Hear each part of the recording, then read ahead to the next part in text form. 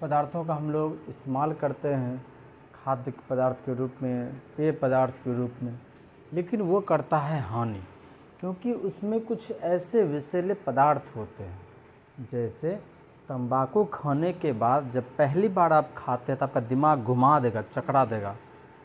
काहे तंबाकू में होता क्या है? निकोटीन होता है। तंबाकू में क्या होता है? निकोटीन होता है। चाय, कुछ लोग जो चाय नहीं पीते हैं उनको तो किसी भी तरह से उनको आदत नहीं है चाय पीने का, लेकिन जिसको चाय पीने की आदत लग जाती है वो चाय ना पिए तो कर माथा दर्द, कान दर्द, देह दर्द, सब कुछ दर्द शुरू हो जाता है। काहे कि चाय में रहता है थीन। चाय में क्या रहता है? थीन। कॉफ़ी में क्या रहता है? कॉफ़ी में कैफीन रहता है। बड़े बड़े शहरों में, बड़े बड़े जगहों पर जहाँ आपको मजदूरी के रूप में काम लिया जाता है, आपसे मजदूर के रूप में, वहाँ क्या करेगा? चाय कॉफ़ी कस के पिलाएगा। काहे कि इसको पिलाने के बाद जो है आदमी में एक अलग एनर्जी महसूस होने लगता है और काम भरपूर करता है। जब घर पर जाता है, रूम पर जाता है, टूटल मरल देह, ऐसी भी स्थिति होती है। तो तंबाकू में कौन सा विषैला पदार्थ है? निकोटीन। तंबाकू में कैसा है? निकोटीन। अब चाय, इसको ट्रिक से याद करिए। चाय पीने वाला ना, जो बेसी चाय पीता है वो थीन रहेगा। थीन माने पतला होता है, थीन माने पतला। तो चाय पीने वाला जो होता है ना, अधिकांश आदमी थीन एकदम पतला। और कॉफ़ी माने कैफीन। ठीक। अब देखिए, कॉफ़ी का दो किस्म है जो कि आपके एग्जाम में पूछता है। उसका नाम है अरेबिका और रोबस्टा। क्या नाम है उस कैफीन का नाम? कॉफ़ी का किस्म जो है वो है अरेबिका रोबस्टा। क्या है? Arabica robusta. तंबाकू में कौन सा? निकोटीन। चाय में क्या? थीन। कॉफ़ी में क्या? कैफीन। और कॉफ़ी का दो किस्म बताइए, तो वो है अरेबिका और रोबस्टा। खरपतवार जानबे करते हैं, फसल के साथ में निकल जाए अलग से घास फूस, तो वही सब खरपतवार है। अब उसको नाश करने के लिए 2,4-D मिलाइएगा। क्या लगाइएगा उसके लिए? 2,4-D। 2,4-D क्या है? तो एक खरपतवार नाशी। अब हॉर्टिकल्चर किससे संबंधित है? बागवानी से। मान लीजिए आप यदि बाग लगाते हैं और यदि आपका कोई बाग उजाड़ देना तो सीधा आपके हर्ट पर लगेगा, नहीं लगेगा? तो याद रखिएगा कि हॉर्टिकल्चर किससे है? बागवानी से। बाग लगाइएगा, कोई उजाड़ दिया तो सीधा आपका हर्ट पर लगेगा, था हॉर्टिकल्चर। ओलेरीकल्चर, ये है साग सब्जी से संबंधित। याद कैसे रखेंगे? जैसे ओलेरी मतलब कि नहीं कहते, जैसे कि साग सब्जी लेते तो ओल करके लो, हलोड़ी करके लो, हलोड़ करके लो, तो हलोड़ से याद रहेगा ओलेर, ओलेरीकल्चर। या फिर ऐसे भी याद रह सकते हैं, साग सब्जी लेने के लिए जाइए तो सामान का दाम अब इतना ज़्यादा हो गया है, 40 टका 50 टका महंगा लगता है, लेकिन 30 टका महंगा नहीं लगने लगा है। शुरू में 30 टका बहुत ही महंगा लग रहा था। जब 30 खरीदने लगे तब 30 अब महंगा नहीं लगता है। अर्थात साग सब्जी वाला जो ना, हम लोगों से रुपया ओढ़ लिया, नहीं कहते हैं अरे पुलिसवा तुमको धरा था, रुपया ओढ़ लिया, नहीं कहते ओढ़ लिया, तो वही है साग सब्जी वाला रुपया क्या करता है? ओढ़ लेता है। हम लोग क्या करते हैं? हलोड़ी के लेते हैं हम लोग सब साग सब्जी। वन जंगल का अध्ययन। देखिए, वन और जंगल ऐसा जगह है जहाँ की यदि आप खुले छोड़ दीजिए, आदमी को आने जाने का मना नहीं करिए, तो वन जंगल को बर्बाद कर देगा। काट करके अपना घर बना लेगा, अपना कुर्सी बना लेगा, अपना केबाड़ कुर्सी सब कुछ बना लेगा।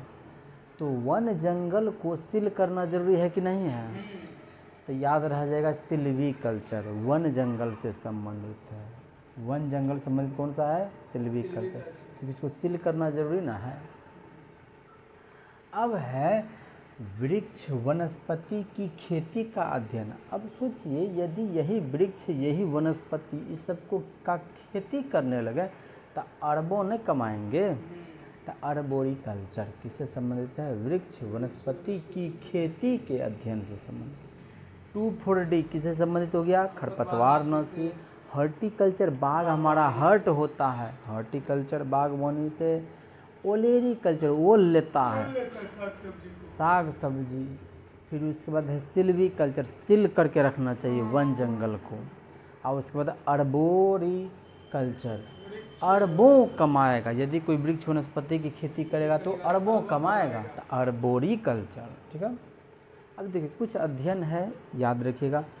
पोमोलॉजी, फल से संबंधित, याद ऐसे रखिए। प से हो गया पोमोलॉजी, फ से हो गया फल। एंथोलॉजी, फूल से संबंधित, याद ऐसे रखिए। एंथोनी, आप समझिएगा। अच्छा, ये जो है ना, कोई लगता है ईसाई धर्म से संबंधित है, ये हरदम अपना जेब में फूल खोसले रहेगा, जो मिलेगा उसको दे देगा। तो एंथोलॉजी जो है किसी से संबंधित गया, फूल से। अब फ्लावर की खेती करिएगा तो उसको फ्लोरिकल्चर ही ना कहेंगे, कुछ और कहेंगे। अब देखिए धान में कुछ बीमारी होता है, धान में ब्लास्ट रोग, ऐसे याद रखिए। धन था उसके पास, ब्लास्ट कर गया, धन था तो ब्लास्ट कर गया। बाजरा में एगो रोग होता है हरित बाली रोग। बाजरा में कौन सा रोग होता है? हरित बाली रोग। इसके अलावा बाजरा में एक पूसा 444 एगो किस्म भी आता है बाजरा का। फिर है सेब, सेब में मैलिक अम्ल पाया जाता है और इसमें रोग जो होता है, इसमें अग्नि निर्जा रोग होता है। किसमें होगा? सेब में होगा। ये तो था आपका अध्ययन। अब चलते हैं हम लोग दूध के मामला में। पता होगा दूध के मामले में हमारा भारत प्रथम स्थान पर है। और भारत में बात करें पहले स्थान पर कौन है, तो वह है उत्तर प्रदेश। ठीक। तो आखिर ये दूध से संबंधित दो गो क्रांति हुआ था। एगो पूछेगा श्वेत क्रांति किससे संबंधित? दूध उत्पादन से। कहेगा बताइए ऑपरेशन फ्लड किससे संबंधित? तो कहिएगा दूध उत्पादन से। अब देखिए इसके लिए आपको पता होगा 1964 में मृत्यु हो जाती है, जवाहरलाल नेहरू की मृत्यु हो जाती है। तब उसके बाद 1964 में आते हैं लाल बहादुर शास्त्री। लाल बहादुर शास्त्री लड़ा देते हैं जय जवान जय किसान। और इसी नारे के साथ में 1965 में पता होगा भारत पाकिस्तान का युद्ध हुआ। और इसी 1965 में राष्ट्रीय डेयरी विकास बोर्ड की स्थापना होती है। कब हुई थी इसकी स्थापना? 1965 में। और इस डेयरी विकास बोर्ड के संस्थापक अध्यक्ष के रूप में वर्गीस कुरियन को बनाया कौन? तो भारत के तत्कालीन जो प्रधानमंत्री थे, कौन? लाल बहादुर शास्त्री। अब पूछेगा बताइए राष्ट्रीय डेयरी विकास बोर्ड इसकी स्थापना कब हुई थी? कहेंगे 1965 में हुई थी। कहाँ हुई थी? तो कहेंगे गुजरात के आणंद में हुई थी। कहाँ हुई थी? गुजरात के आणंद में हुई थी। और इसी राष्ट्रीय डेयरी विकास बोर्ड के द्वारा 1970 में चलाया गया था कौन सी क्रांति? ऑपरेशन फ्लड कहें श्वेत क्रांति। हालांकि ये तो बाद में आया था। 1970 में कौन सा क्रांति? श्वेत क्रांति। श्वेत क्रांति से कौन सा संबंधित है? दूध उत्पादन से। इसके बाद राष्ट्रीय डेयरी अनुसंधान संस्थान, ये है डेयरी विकास बोर्ड।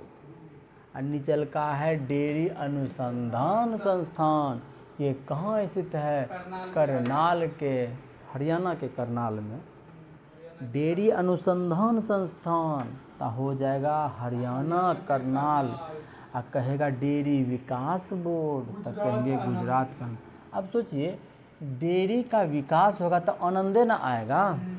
यदि डेयरी पर अनुसंधान करना है तो हरियाणा लाना पड़ेगा, तब है ना उस पर अनुसंधान करिएगा, रिसर्च करिएगा ऐसे करके। अरे कुछ कट गया कि तनी को कट गया नीचे से, समझ गए? आगे देखिए दूध आपका सफ़ेद दिखता है किसके कारण? केसीन के कारण। दूध जो है आपका सफ़ेद दिखता है किसके कारण? केसीन के कारण।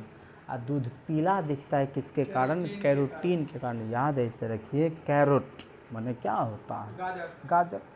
पीलेहनी रंग होता है ना उसमें, तो वही तो बोल रहा है पीलेहनी रंग कैरोटीन के कारण होता है। दूध मीठा भी लगता है किसके कारण? लैक्टोज के कारण।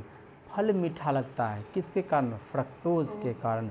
दूध से दही बनता है किसके कारण? लैक्टोबैसिलस के कारण। दूध की शुद्धता को नाप सकते हैं किसके द्वारा? लैक्टोमीटर के द्वारा।